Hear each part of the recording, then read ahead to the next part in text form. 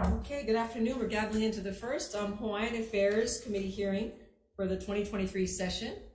I'm Senator Maile Shimabukuro, the chair, and very wonderful to be accompanied by my new vice chair, Senator Kurt Favela of the Beach. And before we begin, there's a few housekeeping announcements to make.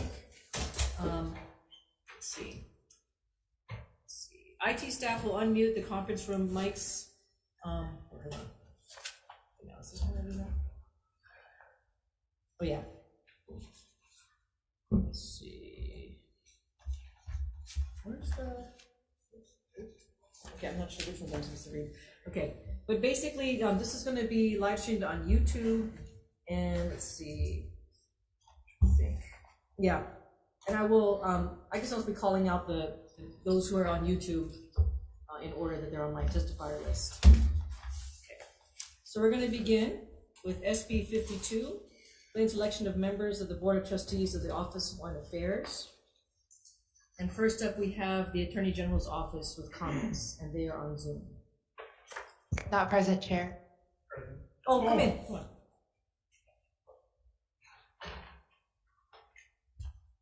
Good afternoon, Chair Shimabukuro, Senator Favela, and Senator Richards. I am Bruce Nakamura. I'm the Deputy Attorney General, the Department of the Attorney Generals.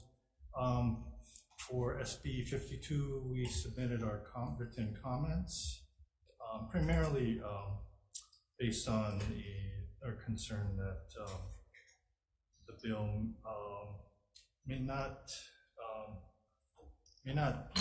may or possibly may not comply with Reynolds versus Sims in its entirety. So that's primarily our basic concern, and I'd be glad to take any questions you have. Okay, thank you very much. Next, we have Office of Hawaiian Affairs with comments. They're not present?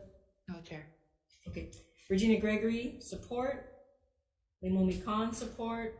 Sid Hoffeld, support. Nani Peterson, support.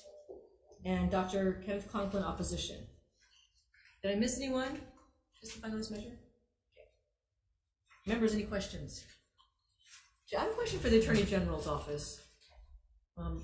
You know, in the past, there's been other attempts to, try to address this issue of the OHA elections, and a previous bill that was back in 2018 that actually I was trying to push for was saying that for the at-large seats, which I think there's 4 at-large seats right now with OHA, treat those the same way that we treat Congress. So right now there's the urban representative and then the rural representative for Congress. With that, at least dealing with, and just talking about the 4 at-large seats, if we were to separate them by those types of separation, would that then be in compliance with that lawsuit? The one person, one vote? Yeah, Senator, I'm sorry, I'm not familiar with the 2018 version of the bill. I know the last time this came up was back in 2021, but as far as this new version, I'd have to go back and take a look at that version and see if it complies and what the details are. Because does the one person, one vote, that applies to all elections or just OHA? Oh, all elections. Oh, okay. I mean, that's a Supreme Court case. So yeah. That applies across the board to all elections. Everyone needs to have their vote count and not be diluted in some way. So, I mean, in the case of how we elect our members of Congress, I mean, it works for them, right? So, yeah, I guess we figured out how to separate urban from rural districts and, and comply with still the one person, one vote. Right, correct, your Senator. Yeah, okay. I'm just wondering if that's a workaround for this bill. So if we get at least for that large seats, perhaps, because I know that the author, and I understand what he's trying to do, and I very much agree. It is very strange that I'm voting for like the Molokai person, and I'm here on Oahu, and so I want to try to preserve that part of the bill. And so I'm just trying to think how that could work. So say for the 4 at-large seats, we treated them the way we treat Congress with urban and rural, to make them at least separated by at least you're voting for someone that's within, more like representing closer to what you're voting for. Well, the other seats also have mandated representation among the basic island units. So, But those candidates, if I understand correctly, have to still run statewide though. yeah, everyone in the state gets to vote. That's the one person. Yeah, and that's the part that this bill is trying to correct. That I agree that it just doesn't make sense. So I wonder if we take the 4 at large, perhaps treat them like Congress, and then the other 5 remaining, we divide it somehow, have the reapportionment commission look at a way to divide it, maybe Oahu would have to be split up in 2 at least, and then find other districts. Any thoughts, especially from neighbor islands? Or do you have any concern? Or go ahead. So the thing is, I mean, I understand why is this necessary, especially the last few elections, because even if, like, say, I'm on one of the neighbor islands, I'm not going to say which one, but the whole island can vote for you. Yeah. But if the whole Oahu vote for the other person, you know what I mean? The person that you want to represent you in your neighboring island on Oahu is not going to be there. And pretty much we, Oahu, usually dominate on these committees on the people that's being elected into it in the sense of the influence. I'm not saying the system is corrupt, but I understand what the chair is saying on how we can put some parameters around on this election that is so critical to our people and our people going forward being well represented from their community. And I think that was the thing that was brought up the last go around with OHA, and I understand that. I mean, it's like when I went to the neighbor islands and I know, like, my good friend Souza, his pictures was certain areas, right? I mean, on the neighbor islands and whatnot. So I think to have some kind of parameters, if you're the Oahu person, you run for Oahu, whatever, but it's just giving, I feel it's not fair to the neighbor islands. That's just how I feel. Because we on Oahu, we can vote, all of us can put our votes to Molokai or whatever the other districts in Maui, whatever, and we will dominate. And all they gotta do is come here and make sure that they lobby the Oahu people to vote for them and they will get in. But if we're doing what Chair is saying, that majority of the parameters will be in the district, then only that the district can influence the community, so they don't have to go outside the district and try to get people to vote for them. And I think one of the reasons why was, I guess she knows this too, is that they felt a lot of people from Oahu had voted for a few candidates that probably wouldn't have made it if they never have the count from Oahu. You know what I mean? So I think that's what she's trying to, I guess, let's say we'd solve, but try to make it more fair, I guess. I don't know. Yeah. You know what I mean? Yeah, Senator Richards. Yeah, I'm going to agree with both of you guys because, Senator Favela, you're right, because Oahu will dilute out influence from the neighbor islands. Yes. And so what we need to do is be mindful of that. Yes, sir. And so I agree with you. I don't know how to do it the right way, but that's what makes sense, because I think about, coming back up from council, you represent the whole island, but you are voted on by your district because you Yes. represent your people. Yes. So, and I think that's a good way to do it. So I like your idea, Yeah. but how do you do it? I know, how do you do it? And now that I'm thinking of it too, I mean, being that there's 9 members now, I mean, I wouldn't want to have to like increase the number of trustees exponentially to make sure that there's an equal amount of, because let's look at us for senators, right? There has to be 25 of us in order to make it equal. And then I guess we're talking that it might end up being 25 OHA trustees, right? In order for them to be the one person, one vote too, right? And I know that would be kind of a nightmare. The concept is good, but how do we do it? But how do you do it? I guess if you cut us in half, it'd be 13. That's true. So if we put my thing, that might muddy the waters even more. Maybe we can ask Google. Yeah. I guess unless we make all 9 of them treated like congressional, or for all 9, or some are urban, some are rural. I don't know. I guess it can be a starting point. I guess you know, So yeah. besides the AG, I mean, there's anybody else that has a problem with us doing it this way? I mean, with having the way it's betrayed for dome? Not that I'm aware of. I mean, I just know our position. I'm not sure. Yeah. But thank you for the historical background and you're explaining your concerns for that. Yeah, because I understand too the legality of it. It's just a tough one to try to figure out how exactly to do it. Okay, any more questions, members, before we move on? No. Okay, so then let's go on then to SB 32. You may as well stay there. And SB 32 is similar in measure. Similar ground. Yeah, this one, it's proposing an amendment to the Hawaii State Constitution to require the Reapportionment Commission to establish a reapportionment plan to draw district lines for the members of the Office of Hawaiian Affairs. So first up is Attorney General's Office for comments.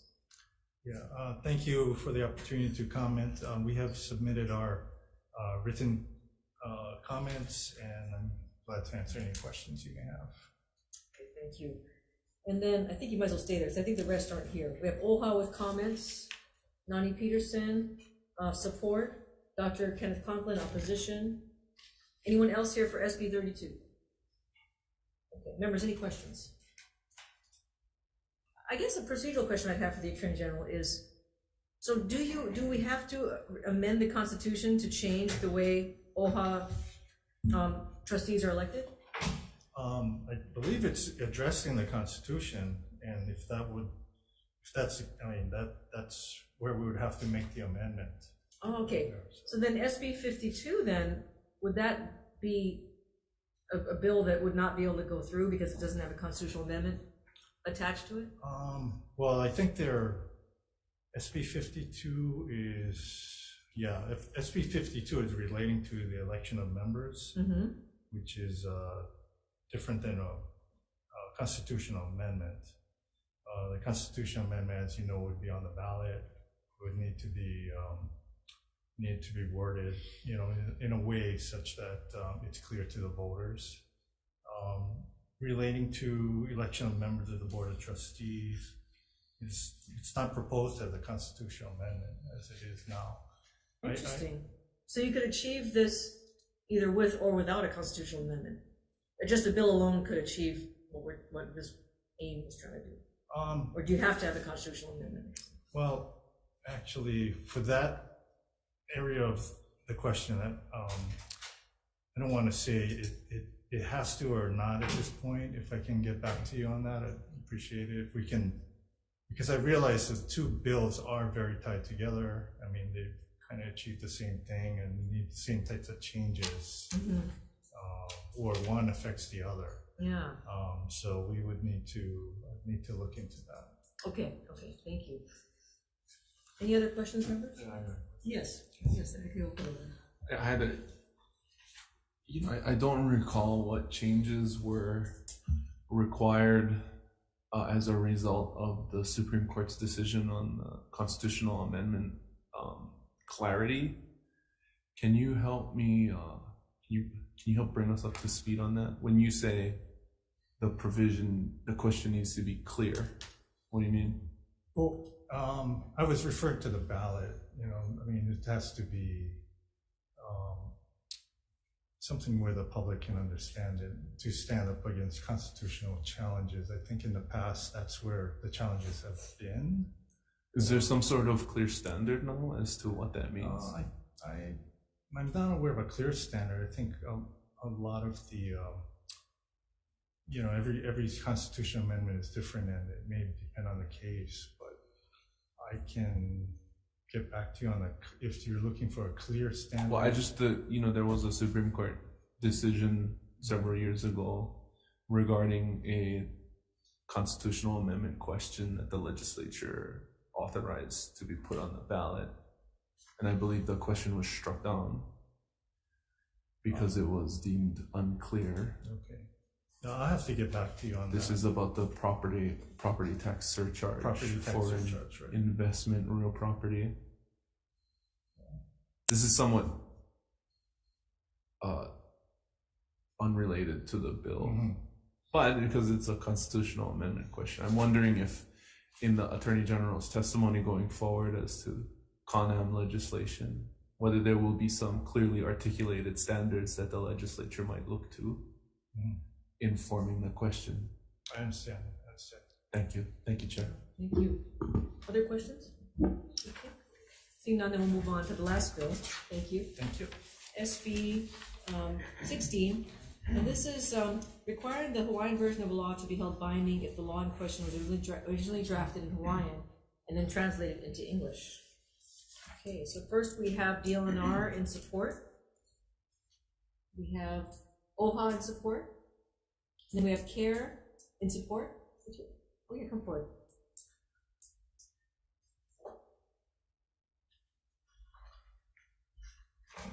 Hello.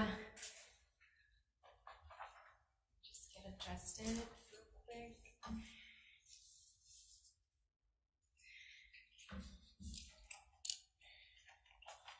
Thank you so much, Committee of Hawaiian Affairs. Chair, aloha, aloha kayaka, Vice Chair, and the committee. My name is Zhizi Xiong, Angela Melody Young, and I'm testifying in strong support on behalf of my grassroots. We are a community advocacy, research and education grassroots. And the Hawaiian language, Olelo, Hawai'i, is a very essential aspect of our culture here in Hawaii. Hawaiian is a Malayo Polynesian language of the Austronesian language family. Of the Polynesian languages, Hawaiian, Rapa Nui from Easter Island, New Zealand's Maori have almost become extinct. King Kamehameha III wrote the first Hawaiian constitution around 1840. Kamehameha III also started the public school education system in Hawaii, and it is the oldest education system west of the Mississippi and the only system started by a sovereign monarch. Shortly after this period, the overthrow of Hawaii in 1893 happened, and teaching and learning through the Hawaiian language was outlawed in 1896. The Republic of Hawaii declared the Hawaiian language would not be heard in schools for the next 4 generations. About 100 years later, a revival started to happen, and the Hawaiian language immersion schools started to emerge. Also around this time, there was a revival of the Hawaiian culture, and people started to practice the many aspects of the culture, such as music and hula. According to the United Nations Education, Scientific, and Cultural Organization, the UNESCO, an agency of the UN aimed at encouraging world peace and security through international cooperation in education, arts, sciences, and cultures, they have declared the Hawaiian language as almost extinct, so it needs a revival. A Hawaiian language instructor at HTC said the Hawaiian language is linked to the care of our lands, waters, and cultural resources, and it is vital to peace building and the reconciliation process. In 1978, the Office of Hawaiian Affairs was created in the Constitutional Convention. The state constitution was amended to include Article X, Section 4, which mandated the state to encourage the study of Hawaiian culture, history, and language. These political amendments led to changes in the education system. Since the amendments, Haido has incorporated many aspects of the Hawaiian culture into the education system. In 2003, Kapunas were named Cultural Personnel Resources, and in 2015, the Office of the Superintendent started the Office of Hawaiian Education. The purpose of this act, sorry, that was just like a brief little background about the value of the Hawaiian language, to kind of preface the necessity of this act. The purpose of this act is to require that the Hawaiian version of the law be upheld if the law in question was originally drafted in Hawaiian. For those who are like me, who are non-native English speakers, would recognize why this is a necessary technical amendment. Words, letters, and characters have different meanings in different languages. And to honor the integrity of the original language, one must consider the grammatical meaning and original structure before it's translated into English. So thank you for the opportunity to testify. Thank you. Appreciate it. Okay, next we have, are you done? Oh yeah, although I was gonna say, sure. Oh, yeah. It would be helpful if the example that the legislation is referring to was provided. That I way see. we can see the Okay. context of Mhm. what it is. Yeah. Okay, thank you. Okay. Thanks. I'll check with the bill's author on that. Michael Older, support. Lemomi Khan, support. Cheryl B, support. Nani Peterson, support. And Dr. Kenneth Conklin, opposition. Is anyone else here for SB 16? Seeing none. Members, any questions? Okay, then we are going to recess for decision making.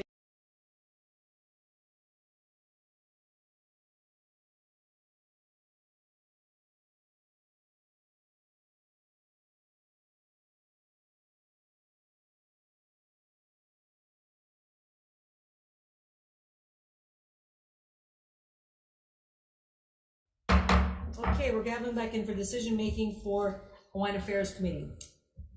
First up is SB 52. This is relating to election of the members of the Office of Hawaiian Affairs. The chair is going to recommend we pass with amendments. And what I want to do is actually take a previous measure. This was SB 1303 SD1 from 2018. And this measure was just looking at the 4 at-large OHA seats, because the way OHA is right now, just for the audience, there's 9 members, and under the law, 5 of the 9 represent certain areas, so whether it's Maui or Kauai, and then the remaining 4 are just at large. But yet, all 9 of them have to run statewide races, and so that's the part we're talking about during the hearing, that it's very onerous for any candidate for OHA. So what I'd like to do is keep what's in the bill as is, but well, as much as we can, but also add in that for the 4 at large, we would treat them the same way we treat our congressional races. And so I asked for the 2 of the at large would be rural and 2 would be urban. And then also I want to restagger their elections so that two run at a time. Because right now it's 3 run in one cycle and 1 runs in one cycle. We want to make it so that 1 urban and 1 rural, one's in one cycle, and then 1 urban and 1 rural, one's in another cycle. So that previous bill kind of set it out how to change those at large seats. So at least you're running head to head. So, and then so for the remaining 5 seats, then we'd still ask the reapportionment commission to come up with a plan of how to achieve a more fair, so that it's the residents of that district voting for that trustee. And then there's also some technical amendments that SMA recommended. Any concerns, members? If none, okay, then Vice Chair Favela for the vote, your first vote. Don't screw up. Okay, don't worry. Okay, can you stop the music? Okay, Chair Senator Shirobukuro. Aye. Vice Chair votes aye. Senator Ihara. Aye. Senator Keho'o Kolohe. Aye. I tried. I really did. Senator Richards. Aye. Okay, ayes got it. Thank you so much. Passed. SB 32, I'm going to recommend we pass with amendments, and for this measure, I'm going to recommend we flaw the date. And I'm going to just note in the committee report that there were, as in the previous measure, there were legal concerns raised by Attorney General's office, and that because the next committee is the JDC WAM committee, ask that those committees look at how to address the concerns raised by the AG. Okay, any discussion? I see none, Vice Chair. Chair Senator Shirobukuro. Aye. Vice Chair vote aye. Senator Ihara. Aye. Senator Keho'o Kolohe. Aye. Senator Richards. Aye. All right, motion passed. Thank you. And for the last measure, SB 16, is related to Hawaiian as the official language of the state of Hawaii.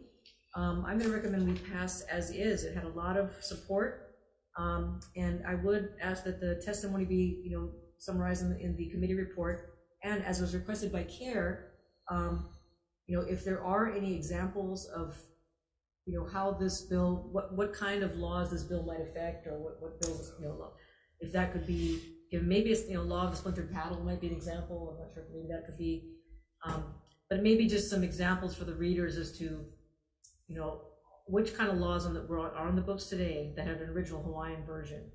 You know, so, and that could perhaps be for future committees to look into as well. Okay, so pass as is. Any discussion? I just want to Yeah. concur with your recommendation on that, because there is a significant body of case law that was developed in Hawaiian from the kingdom period that still is valid common law today. And that HRS 11 says that common law that was pre-existing the state of Hawaii continues to